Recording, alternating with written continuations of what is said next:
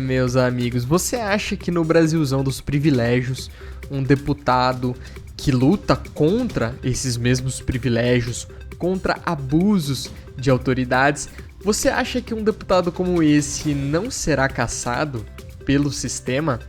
É claro que sim, ele será caçado e o momento dele chegará, né? A gente torce para que não, a gente torce para que isso não aconteça.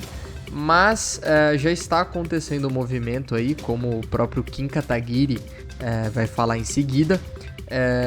A Rede Globo já noticiou que os ministros estão investigando quem são os parlamentares querendo limitar o poder do STF. Então o Kim Kataguiri fez uma publicação bem alarmante, né?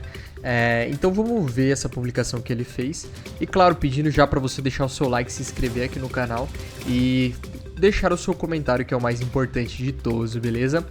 Notícia que saiu no Globo. Vamos lembrar que a Rede Globo hoje serve como braço, como assessoria de imprensa, não só do governo Lula, mas também de alguns ministros do Supremo Tribunal Federal. Ministros monitoram deputados que votaram a favor do pacote anti-STF. Ministros do Supremo Tribunal Federal estão acompanhando com lupa as movimentações de deputados federais em torno do chamado pacote anti-STF. Os parlamentares que têm sido foco especial das atenções são aqueles com processos em andamento na própria corte. Como vocês sabem, eu sou um cara muito, mas muito atacado, muito processado. Acho que devo ter aí uma centena de processos, tanto eu movendo contra as pessoas, quanto pessoas movendo contra mim, né? É uma guerra jurídica aí interminável. Hoje mesmo, no dia de hoje, né? Tava conversando com um dos meus advogados, né? De uma condenação que eu recebi, da necessidade que eu vou ter de recorrer ao Superior Tribunal de Justiça e ao Supremo Tribunal Federal. Então, eu sou um parlamentar que tem processos correndo no Supremo Tribunal Federal. E aí você pode me perguntar, mas Kim,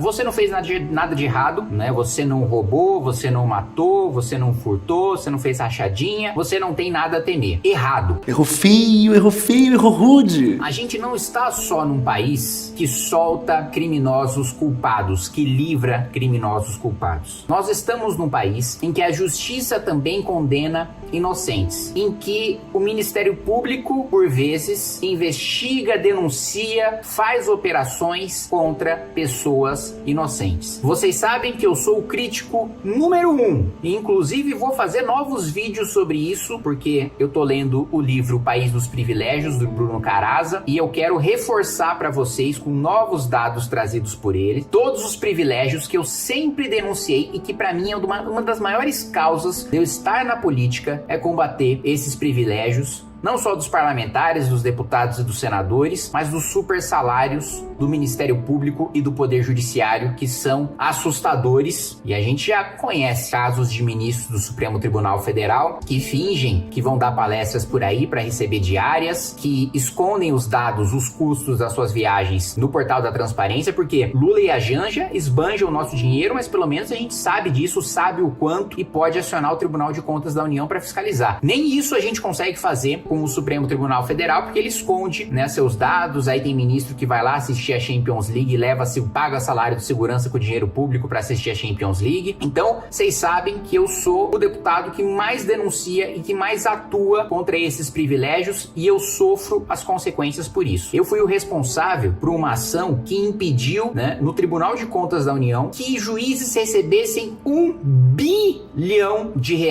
em auxílios ilegais para turbinar os seus salários. Então você imagina o rancor que muitos juízes, não estou generalizando, tem muitos juízes técnicos honrados, tem muitos promotores técnicos honrados, mas há aqueles também que só vivem dos seus próprios privilégios. Então você imagina o rancor que o cara que deixou de receber 20, 30, 50, 100 mil reais em razão de uma ação que eu movi, que o rancor que esse cara não tem contra mim, os planos que o cara já tinha feito com esse dinheiro e por aí vai. Outro exemplo, o quanto eu não denunciei o governo Bolsonaro, o presidente Bolsonaro, por ter indicado um petista volta para a Procuradoria-Geral da República que matou a Operação Lava Jato. E o quanto eu sofri por causa disso. Vocês acompanharam um pouco, mas tiveram 2 investigações na Procuradoria-Geral enquanto a PGR estava engavetando. A gente, na CPI do BNDES, indiciou Wesley Batista, eu fui vice-presidente da CPI, indiciamos Palocci, todos aqueles responsáveis por um dos maiores escândalos de corrupção da história do país, do BNDES, e o Aras sentou em cima e engavetou. Enquanto ele estava engavetando processos contra os verdadeiros bandidos do nosso país, sabe o que ele estava fazendo? Abrindo inquérito e vazando para o Jornal Nacional que ele queria me prender por apologia ao nazismo, porque no Flow Podcast eu disse que não era uma boa ideia você banir livros e documentos históricos, mesmo aqueles nazistas, porque a gente precisa sempre se lembrar dos horrores que o nazismo cometeu para que ele nunca se repita. E esse é o mote, inclusive, dos museus do Holocausto que existem ao redor do mundo. Inclusive em Israel, eu estive em Yad Vashem conhecendo, e esse é o mote, né? Você, inclusive, tem acesso aos áudios dos generais, dos coronéis, dos militares nazistas, das suas motivações e das suas conversas pessoais, e justamente para se lembrar desses horrores, para que eles nunca se repitam. E o Procurador-Geral da República queria me prender por causa disso. Abriu uma investigação oficial e vazou para o Jornal Nacional. E imagina, milhões de pessoas ouviram pela primeira vez o meu nome, e você imagina essa desonra para mim, pro meu sobrenome, para minha família, que é uma coisa que eu prezo, porque eu tomei a decisão de dar a cara para bater, de ser político, e eu devo arcar com as consequências dessa decisão. Mas jamais a minha família, jamais manchar o meu sobrenome, jamais desonrar a minha família. E aí, um desgraçado como Augusto Aras faz isso, vaza pro Jornal Nacional, depois arquiva, e depois que o inquérito é arquivado, não vira notícia no Jornal Nacional. Aí o estrago já tá feito. Milhões de pessoas que nunca tinham ouvido o meu nome ouviram pela primeira vez como um sujeito que estaria sendo investigado por fazer apologia ao nazismo. Ele também me investigou. Veja, o deputado tem direito de utilizar sua cota parlamentar para pagar sua gasolina, para pagar sua alimentação, para pagar sua segurança, e eu abro mão de tudo isso. Tem deputado que vai lá e come lagosta com seu dinheiro e deixa lá no portal da transparência sem maior preocupação. Tem deputado que aluga BMW com o seu dinheiro sem maior preocupação. Eu fui investigado, sabe por quê? Pelo procurador Augusto Aras, porque eu contratei um estudo, porque eu fui relator do projeto de lei do licenciamento ambiental, aquele que trata do famoso EIA-RIMA, Estudo de Impacto Ambiental com Relatório de Impacto Ambiental. Ou seja, eu abri mão de todos os meus privilégios. Até hoje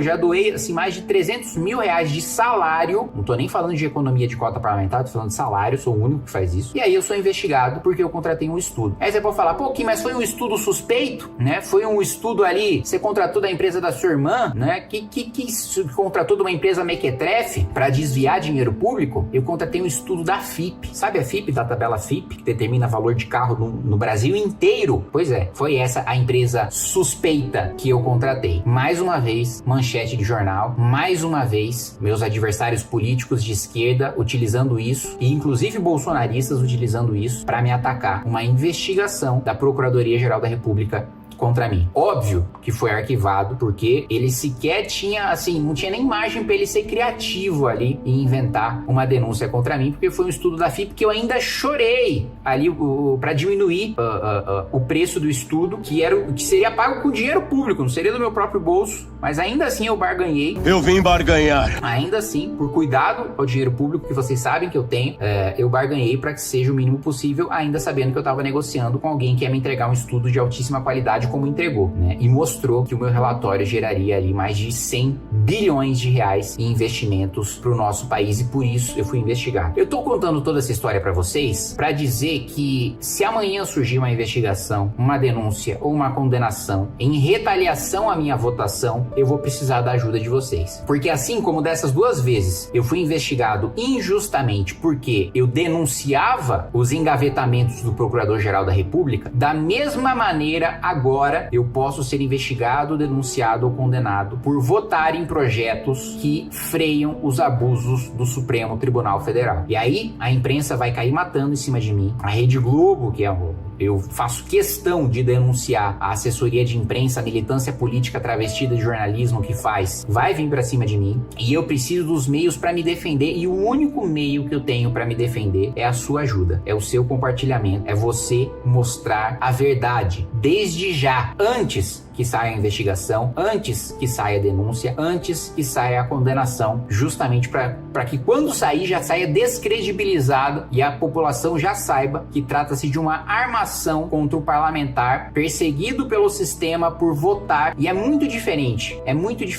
deputado que vive falando, né, do Supremo, que vive dando show, mas que na hora do vamos ver, na hora de votar, na hora de estar presente na Comissão de Constituição e Justiça para vencer a obstrução, para defender o projeto, desaparece. Eu não engano vocês. Eu não fico fazendo discurso dizendo que eu vou fazer e acontecer em relação ao Supremo Tribunal Federal e vai... Não. Eu trabalho e voto. E vocês acompanham meus votos, eu compartilho meus votos com vocês. Isso sim tem consequências para o Supremo Tribunal Federal. Discurso espetaculoso não tem. Zero. Nem arranha ninguém do Supremo. O Supremo dá risada. Então, agora, em que nós tomamos uma medida efetiva em relação aos abusos do STF, eu preciso da ajuda de vocês.